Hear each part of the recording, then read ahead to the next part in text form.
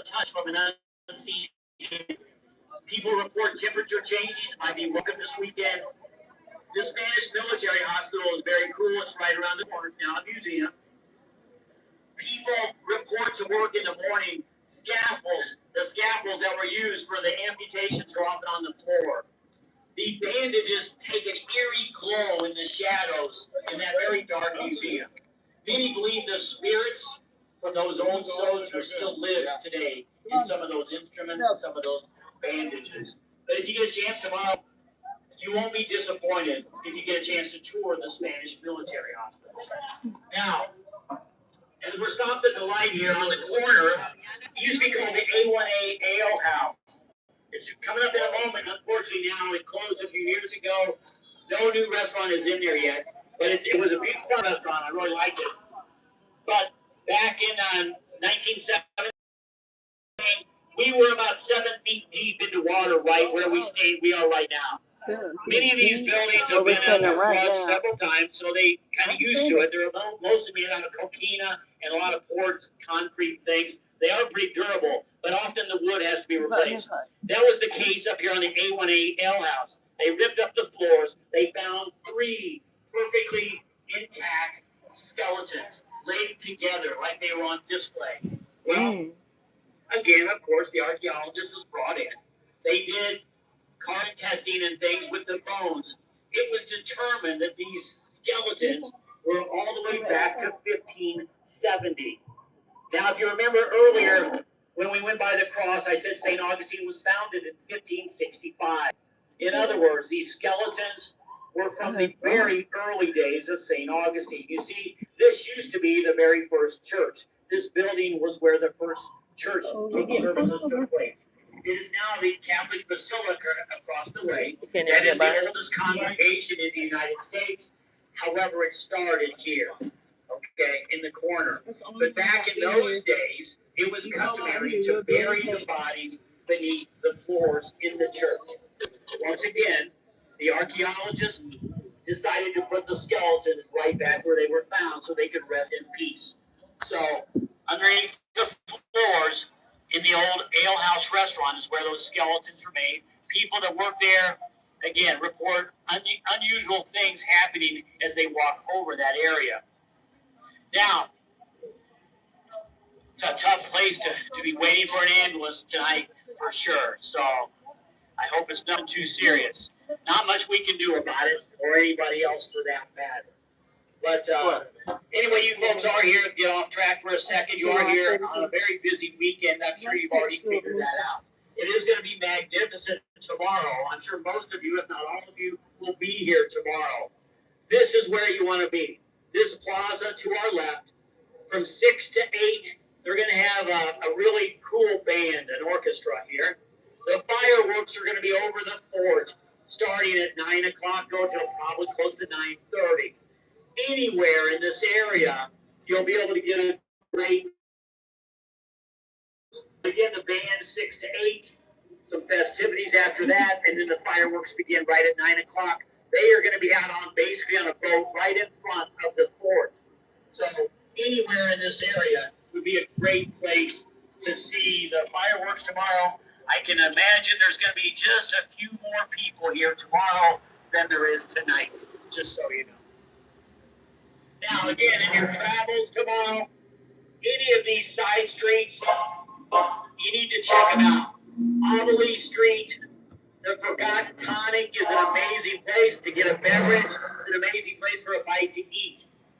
This is kind of the art gallery street, a lot of galleries and art shops down this place. If you're out walking about tomorrow, I encourage you to check in that. Now, we're going to turn right here. We're going to get a good look at the lighthouse. Have any of you been to the lighthouse during the day? It's 219 steps to the top. I'm going to tell you a little bit about the lighthouse here. The lighthouse, the original lighthouse, was darkened during the Civil War. The light returned soon thereafter, but it was very clear that the lighthouse was losing its battle with Father Time and the sea. A new lighthouse was commissioned. The task fell upon Hezekiah Pate. He was a master builder. Well, he brought his wife and 3 children with him from Connecticut. As children often do, they turned the construction site into a makeshift playground, as it were. They had a rail car that brought supplies from the sea up to the top of the lighthouse. Well, these girls made that into a Victorian style roller coaster. They would ride it down to the sea, and they built like a hand brake. They would stop it before they get to the sea. This dark windows here on the right, that's the A1A Hill House. That's where those bodies were found and have been put back right underneath the floor. But in a moment out your left side, you'll get a good view of the lighthouse. Well, on August 10th of 1873, the laughter coming from that rail car turns to screams of horror. You see the brake failed on that rail car. The 3 daughters of Hezekiah Batey and a neighbor girl, 4 girls were in that cart, rolling it down to the sea. It careened uncontrollably, flipping upside down into the ocean. The workers made a frantic effort to try to save the girls. Sadly, only one girl survived. It was the youngest daughter. She was 7. Her name was Annie. Annie, along with her mother, returned to Connecticut. Hezekiah stayed to complete the task. He was a solemn, sad man after that, as you can only imagine. But the workers would often report hearing children playing on the grounds. They would run to see they would never find anyone. Now, the old lighthouse keeper's home today is a museum. However, it was used as a home. It is still a functioning lighthouse, but it was used as a lightkeeper house through the 1960s. On many occasions, the lighthouse keeper would have friends spend the night with him. Over coffee the next morning, they would often report a story that went very similar. You see, his friends would often tell him that they were awoken in the middle of the night to see a young girl they estimated 13 or 14 years of age, wearing old Victorian style clothes and small dress. She would be staring at them. They would try to impress her in any number of ways. The story was always the same. She would smile at them. She would turn and walk into the corners of the room in the darkness and vanish. They would turn on lights. They were always by themselves. This story was repeated many times. Today, the house is a museum. People come to work in the mornings. They have reported seeing a similar situation of a young girl they believe to be a teenager wearing an old Victorian style dress. People that go to the late night ghost tours have reported going into an empty lighthouse and hearing laughter of children. Now, folks, we're getting ready to go into a quiet zone, a residential area. So I'm going to quit talking until we get back here. I'll be back with you in just a few seconds.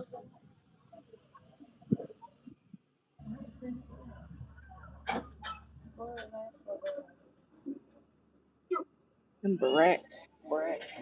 Barrett, yeah. I say Barrett.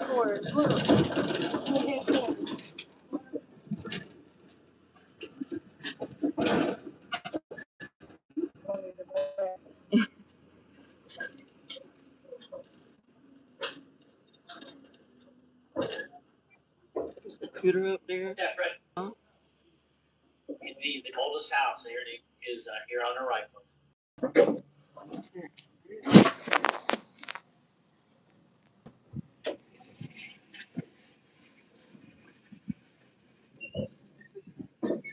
How?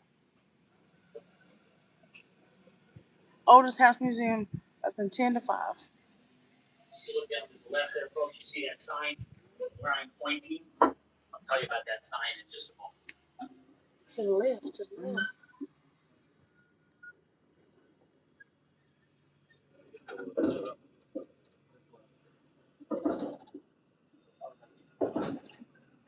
Oh. I'm glad you said that because I was sure like to the left, to the left. Yeah. You said what? What is it? You know, he's looking at us, so his left is all right. I know we missed the damn lighthouse. I was like, he said the left. And she was like, A whole hour not knowing my left and right.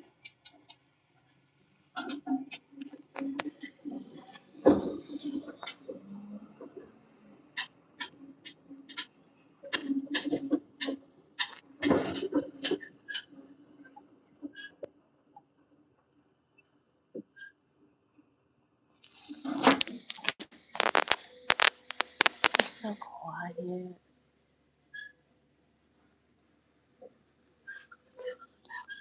I'll show you. The house straight ahead of us here is one of the oldest original Sears catalog homes. Oh, wow. Not part of the National Guard Armory. Sears, like the Sears catalog. So tell me why we've been on the tour though for over an hour almost. And the whole yeah, I took a picture of it. Here it goes, that sign right there. To his left. Remember? So this is the oldest house. Ooh, there's lights on. Up top. There's some boogers in there. Mm-hmm. Again, straight ahead, folks, you can see the lighthouse coming up on us. Straight ahead.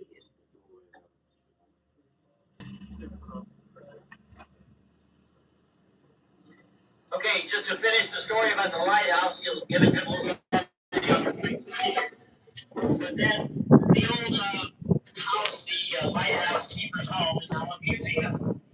And also, they do have tours there, late night ghost tours as well. And people get there oftentimes, they report hearing children laughing. The show Kindred Spirits also have a picture on their website. Oh. What appears to be a large man leaning over the rail at the top of the lighthouse. Now, I pointed out that inn at the end of that road, it's the oldest inn in St. Augustine. It is still a bed and breakfast to this day. After the Civil War, a general bought it. Well, his nephew was a young man, and he would visit him often. He had a servant girl. Now, this was a black servant girl. She was a young teenager. But it was discovered that his nephew and this girl were having a relationship. Well, this, of course, was not allowed back then. As I said, just following the Civil War here in the South. The gentleman that owned the inn forbid his nephew from seeing this girl. And the boy took his life. The young man took his life. He hung himself in the room where their secret little liaisons took place. The girl stayed on, but she was very somber. But to this day, people, it's room 3A. It is the most requested room in St. Augustine by ghost hunters, people that are looking for spiritual activities. The most requested room in town. People often report coming back to the room after a night out, things thrown about, makeup bags on the floor. People have even reported seeing a young girl they believe to be the young girl that was the girl that was in question back then. Now, coming up here in a moment on the left, we're going to pass the Casa Blanca. Now, this is a story that's my favorite story. You see, the Casa Blanca looks like it did back in the 1920s. Back then, it was owned by Mrs. Bradshaw. It was a boarding house, much like today. Well, again, we're in St. Augustine doing a ghost tour. They would come 2 or 3 times a week. For these children, she would go to make up the rooms in the morning. I'm not sure if y'all can hear me though. Were never messed up. The men did not sleep in the beds. Mrs. Bradshaw started watching these men. She would go to the Widow's Walk, the very top of the Casa Blanca. She would watch those men walk right across this road. You see, this was 1920. Prohibition. Hello. Alcohol sales were illegal. Caldera. These men were rum runners. They were bootleggers. They were bringing illegal alcohol into St. Augustine. Now, Mrs. Bradshaw knew an opportunity when she saw one. Tour. She did not turn these men in. In fact, she became their partner. She fell in love with one of these men. They had a long-standing love affair. They all got very wealthy. But they did, however, have a problem. And that problem was the feds, the Elliott Ness Group. They were also coming to St. Augustine, trying to catch the bootleggers. However, they also stayed at the Casa Blanca. So they needed a signal. When the coast was clear and no fish were in town, this is Michelle would walk the top of the Widows Walk, the top of the Casa Blanca with a lantern, torch, singing a partner in a boat. They could bring in the alcohol. If they did not see that lantern, they would go further up the coast. One day before Prohibition ended in 1933, her lover quit coming to St. Augustine for unknown reasons. But to her dying day, Mrs. Bradshaw would walk the Widow's Walk here at the Casa Blanca, coming up on our left.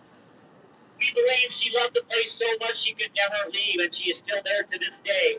People that stay in their boats, people on the seawall, still report occasionally on our left coming up here, seeing a light on top of the Casa Blanca.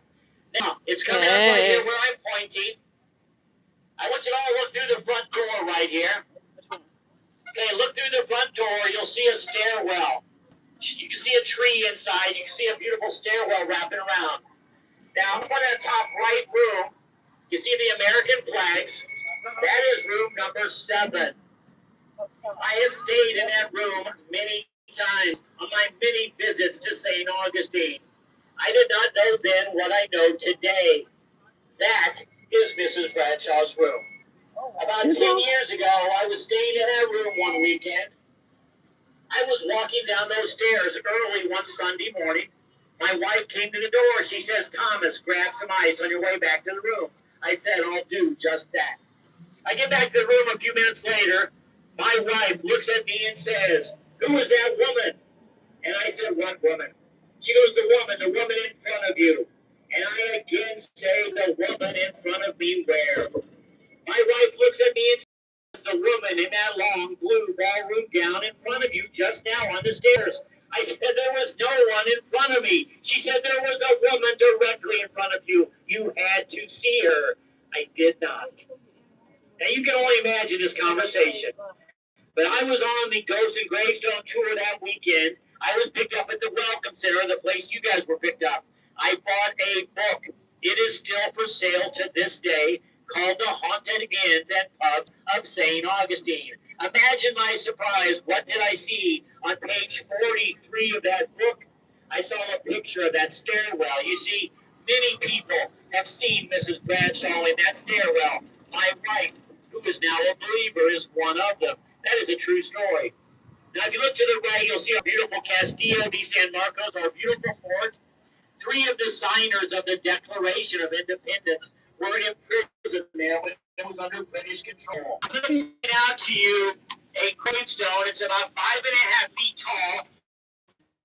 Starts wide and goes to a point. This gravestone is what's called a cenotaph. In the unlikely event anybody on this trolley knows what a cenotaph is, raise your hand. Again, anybody in the back there know what a cenotaph is? Probably not. You see, a cenotaph is where a body was buried but is no longer buried. The gravestone clearly says Stickney, John Stickney. He was a very prominent man. He came to St. Augustine before the Civil War. The weather was bad. It's not clear. Well, he was a wealthy man. He was from local slave robbers, probably town drunks. They got into the coffin. They stole his teeth.